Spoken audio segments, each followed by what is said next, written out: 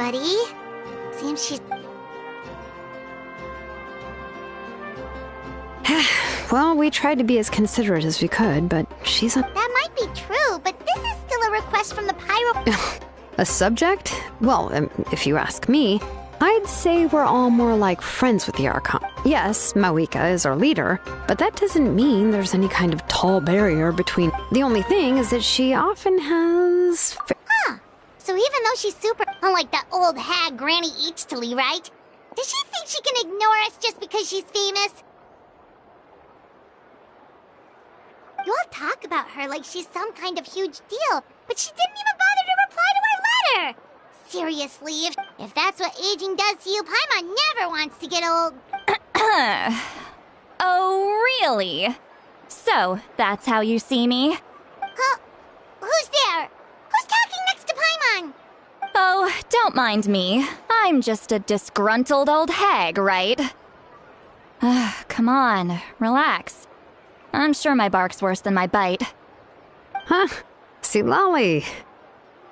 Wait, you're Citlali? You're Granny Citlali? Yes, Granny Citlali. But emphasis on Citlali, not Granny. You must know this trope from light novels, surely. They use it all the time. The young man who's actually the oldest person in the room.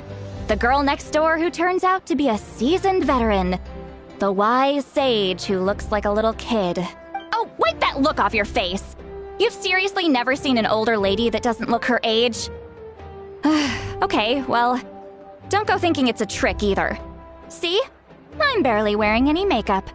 Did I forget to mention, she's called Granny, but she's actually pretty young. It was an honest mistake. I guess... I'm sorry. What?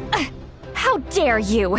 Don't you know it's rude to ask a lady her age? Paimon really didn't mean to offend you, it's just that... your case seems really unique. Oh, Paimon just wanted to apologize, but now she's putting more and more of her foot in her mouth. Really, Paimon just gotta... It was my idea to invite you here, Citlali. So if you're upset, you can just take it out on me.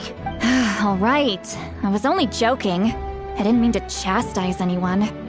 There's really no need to take all this so seriously.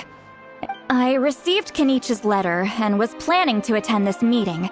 Since I had already decided to come, I figured there was no need to draft a reply that simply... But, of course... It's also natural for people to get held up by one thing or another as they're trying to leave the house. It certainly was a bit awkward to see that everyone else had arrived before me.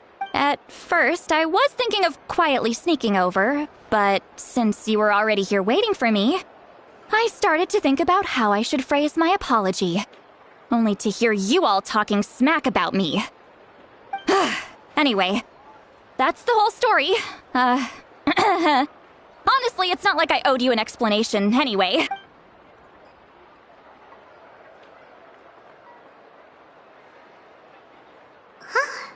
What's with that expression? Was she feeling embarrassed?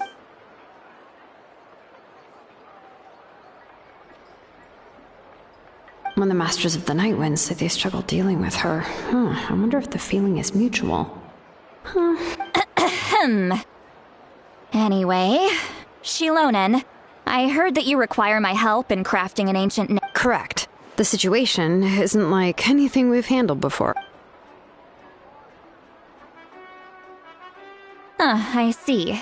So Mawika has asked you to forge an ancient name for an Outlander. Well, that would be a first. And you've also heard all about Auroron. I must say, he's always been a good kid. I can't see him joining the Fatui of his own volition. Yeah, that's what we came here to ask you. We'll help bring Auroron back if you help us solve the problems of forging the... I suppose I'll just call you Traveler for now. Traveler, come here. Let me take a good look at you.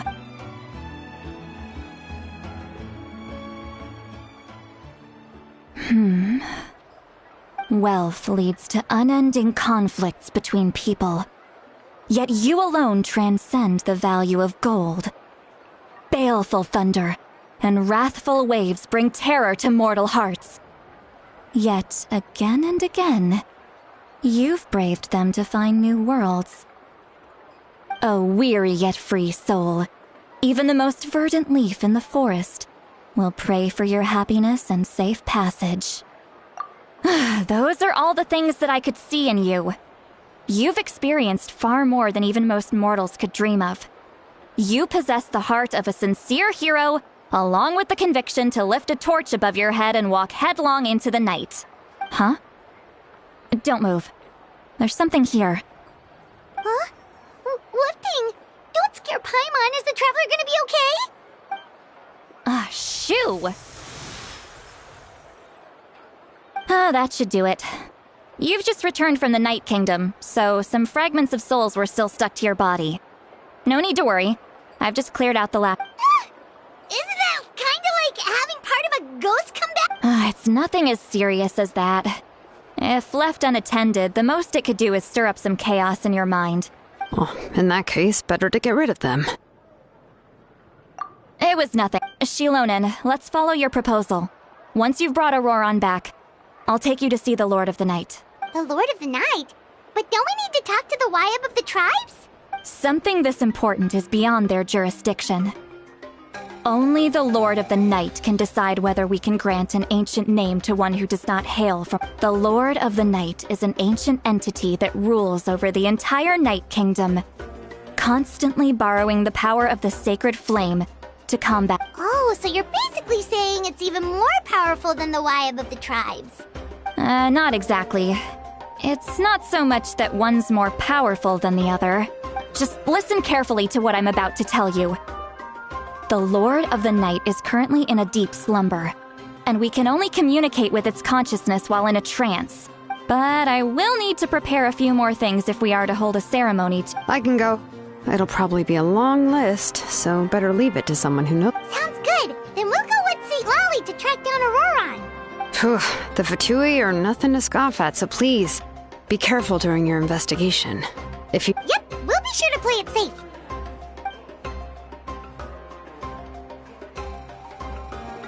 All right, now it's time for us to catch that brat and bring him back. I'm sorry I made you wait earlier. It was actually because I decided to swing by Auroron's place to look for clues. He has always lived alone, and I found a broken jar in his house. There was also something off about his phlogiston aphids. And interestingly enough, I saw some slash marks in the house that did not match any of our local weapons. Oh, sounds like the Fatui broke into his house and took him hostage. But why would they kidnap a kid who just spends his days living in the country and raising aphids? He's only in his 20s. What would they want with him? That's not to say that I believe he's totally innocent, of course. Since he's the only one who was kidnapped out of everyone in Natlan. In any case, we'll get to the bottom of this once we manage to get him back here. I'm truly sorry to put you two through all this trouble with me. But please help me get him back. You can count on us! All right, then let's start by heading to where Auroron was seen last.